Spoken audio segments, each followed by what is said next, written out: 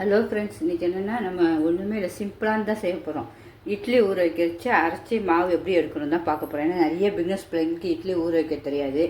கல்யாணம் கட்டின பிள்ளைங்களுக்கும் ஊற வைக்க, தீபாவளி, நம்ம பொங்கல், கிறிஸ்மஸ், அப்புறம் அந்த முஸ்லீம்ஸ் பண்டிகை எல்லாத்துக்குமே நம்ம காலையில் பார்த்தா இட்லி இடியாப்பம் அப்படி தான் போடுவோம். அப்போ அந்த இட்லி ஊற வச்சு அழகாக செய்யணும்.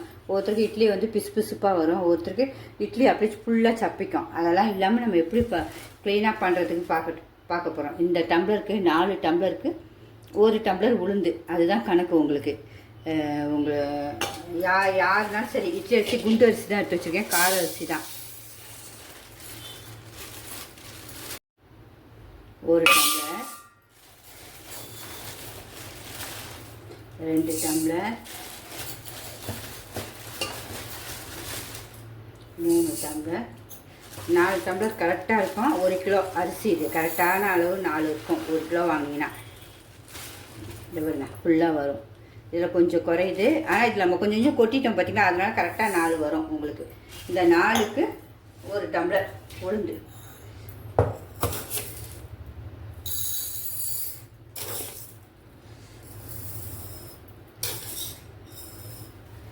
அதை உளுந்து மட்டும் பார்த்துக்கோங்க, அது ஓசுமே நல்லா உப்பி வர உளுந்தாக தான் கொஞ்சம் தப்பாக அது பார்த்து, புது உளுந்தா என்ன பார்த்துக்கோங்க. நீங்கள் பார்த்துட்டு அதை கணக்கு பண்ணி பண்ணுவீங்களா. உளுந்து கொஞ்சம் நீங்கள் கம்மியாக போட கூட பரவாயில்ல. நல்லா அரைச்சிட்டா புசு புசுன்னு ஆயிரும். நல்லா 1 ஹவர் நல்லா 4 வாட்டி கழுவிட்டு, அது அழுக்கெல்லாம் நல்லா போய் ஒயிட்டாக வரணும். வந்தோடனே நல்லா கழுவிட்டு 1 ஹவர் ஊற வச்சுருங்க. நான் வந்து ஃப்ரிட்ஜுக்குள்ளே தான் வைப்பேன். ஏன்னா கூலிங் இருக்கும்போது நம்ம கிரைண்டரில் வைக்கும்போது கிரைண்டரும் சூடாகாது உங்களுக்கு. இட்லியும் சூப்பராக வரும். நமக்கு மாவும் ரொம்ப அப்படியே சூட்லேயே அரைச்சா நல்லா இருக்காதுல்ல, இது சூப்பராக வரும் உங்களுக்கு. இதுக்கு ஒரு 1/4 ஸ்பூன் வெந்தயம் போடுவேன். இந்த 1/4 ஸ்பூன் வெந்தயம், இந்த 1/4 ஸ்பூன் வெந்தயத்தையும் இதிலே போட்டு நம்ம உளுந்தோடையே போட்டு ஊற வச்சிடணும். சப்போஸ் நம்ம வீட்டில் கொஞ்சம் பேர் தான் இருக்கீங்கன்னா, இந்த டம்ளரில் 2 ஆளாக்கு போடுங்க அரிசி, இதுலேயே அரை ஆளாக்கு உளுந்து போடுங்க. அப்போ போதும், அதுவே உங்களுக்கு 1 வாரம் வரும்.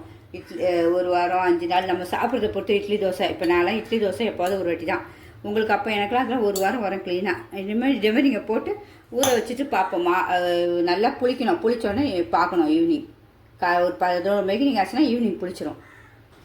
நான் வந்து நல்லா 4-5 வாட்டி கழுவி க்ளீனாக நல்ல தண்ணி தான் ஊற வச்சுருக்கேன். ஏன்னா நம்ம அப்படியே போட்டு அரைச்சிடலாம். ஃப்ரிட்ஜில் தான் வைக்க போகிறோம். நான் வந்து இதில் 2 டம்ளர் அரிசியும் இதில் 1/2 டம்ளர் உளுந்து தான் ஊற வச்சுருக்கேன் எனக்கு. ஏன்னா போதும் இது அளவுன்ட்டு. சரி, பிக்னஸ் பிள்ளைங்களால இது ஈஸியாக இருக்கும் உங்களுக்கு கற்றுக்கிறதுக்கு. இதேமாரி செய்யுங்க. என்னுடைய இது பிடிச்சிருந்தா கண்டிப்பாக ஒரு லைக் பண்ணிடுங்கம்மா. இனிமேல் நம்ம ஊறணுன்னா அரைக்கிறத பார்ப்போம். நான் இது உளுந்து நல்லா ஊறிடுச்சு. இருப்பேங்க எல்லாம் 2 அப்படியே நல்லா உடையும். வெந்தயமும் நல்லா பெருசு பெருசாக ஊறிடுச்சு நல்லா 1 ஹவரில். இனிமேல் நம்ம அரைச்சிட்டு வந்து ஃப்ரிட்ஜில் தான் வச்சுருக்கேன். இங்கே பாருங்கள், உங்களுக்கு ஃப்ரிட்ஜில் தான் வச்சு 1 ஹவர் எடுத்துருக்கேன். இனிமேல் போட்டுருவோம், கிரைண்டர்லேயும் போட்டுருவோம்.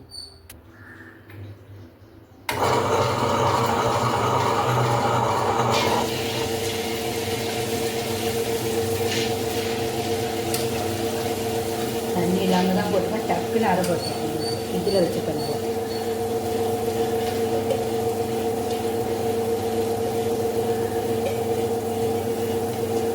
நல்லா கொஞ்சமாக தண்ணி ஊற்றுவோம், நல்லா அரை போடுவோம். ஒரு 5 நிமிஷத்தில் நீங்கள் மாவை பாருங்க.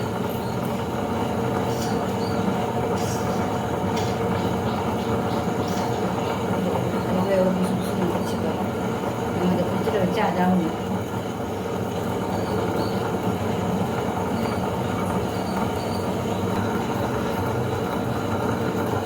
இந்த அளவு புசு புசுன்னு வந்துருச்சுனால இந்த டைம் நீங்கள் தனியாக அள்ளி வச்சாலும் சரி தான், அரிசியோடு போட்டாலும் சரி தான். நான் வந்து அரிசி தான் கொடுப்பேன். நம்ம 2 ஆளாக அதுதான் செஞ்சுருக்கோம். அதனால் இதுலேயே அரிசியை போட்டு அரிசி பண்ணியே நம்ம அப்படியே வடித்து வேளாண்ல வச்சுருக்கேன். இதே அப்படியே போட்டுற வேண்டியதான்.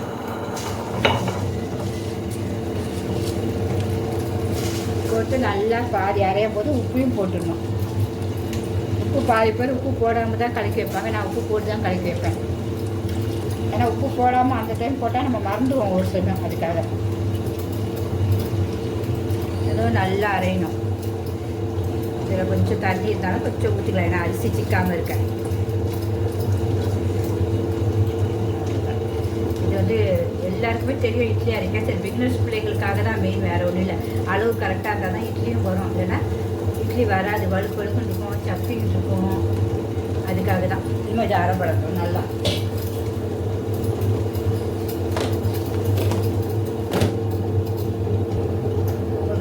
லைட்டாக சப்போஸ் தண்ணி தேவைப்பட்டால் எடுத்து தெளிச்சிக்கலாம்.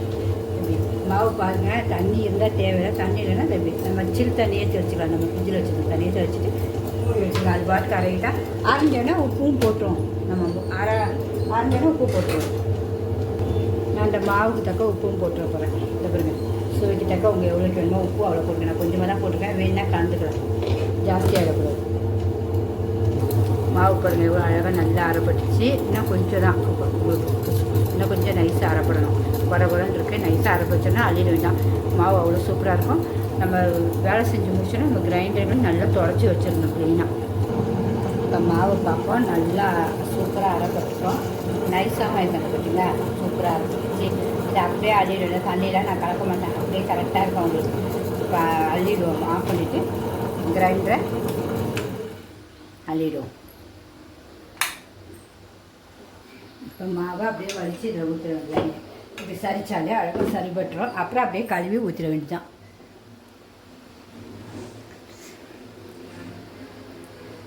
இந்த அளவு இருந்தால் போதும். அழகாக சூப்பராக இட்லி வரையும் எல்லாம் இந்த மாதிரியே க்ளீன் பண்ணி நம்ம வலித்து ஊற்றி எடுத்துருவோம். மாவு நம்ம சூப்பராக அரைச்சாச்சு. இனிமேல் புளிச்சோடனே இட்லி ஊற்றி பார்ப்போம். ஒவ்வொருத்தர் கை பக்குவம் தான் மாவு புளிக்கிறது, வெயில் அதெல்லாம் இருக்குது. ஒவ்வொருத்தர் கைக்கு பிடிக்கவே பிடிக்காது, ஒவ்வொருத்தர் கைக்கு சீக்கிரம் 1 ஹவருக்கு முன்னாடியே பிடிக்கும். என் கைக்கெலாம் பிடிக்கவே பிடிக்காது. அப்புறம் அதுமாதிரி வெயில் அளவும் இருக்குது. ஒரு 4 மணி நேரத்துலாம் சரி, 6 மணி நேரத்தில் பிடிக்கலாம். ஒவ்வொருத்தருக்கு 3 மணி நேரத்தில் கூட பிடிக்கும். பிடிச்சோடனே நம்ம பார்ப்போம், இட்லியும் ஊற்றுவோம். எல்லாம் இதேமாதிரி பிக்னஸ் பிள்ளைங்க எல்லாமே ஈஸியாக நீங்கள் மாவு அரைச்சி செஞ்சிடலாமா. இனிமேல் அது பிடிச்சோன்னா நம்ம இட்லி ஊற்றுவோம். நம்மளுடைய இட்லி மாவும் புளிச்சிருச்சு. இப்போ பார்த்துருவோமா. இந்த பாருங்கள் என்ன அழகாக பொங்கி வந்துருக்கு பாருங்கள். உங்களுக்கே தெரியும்னு நினைக்கிறேன். இங்கே பாருங்கள், இப்படி எடுத்தால் இப்படி வரணும். மாவு சூப்பராக பொங்கியிருக்கா. இனிமேல் இதை கலக்கிடுவோம். இனிமேல் இதை கலக்கியாச்சு. இதில் எண்ணெய் தடவிட்டு நம்ம எல்லா தட்டுலேயும் தேங்காய் எண்ணெய் தான் தடவுவேன். தடவிட்டு இட்லி ஊற்றிடுவோம். இட்லி சூப்பராக வரும். எல்லாருமே இப்படி ட்ரை பண்ணுங்கள். தீபாவளிக்கு சூப்பராக இட்லி சுட்டு அசந்துங்க. இட்லி இனிமேல் வெந்தோடனே நம்ம பார்ப்போம்.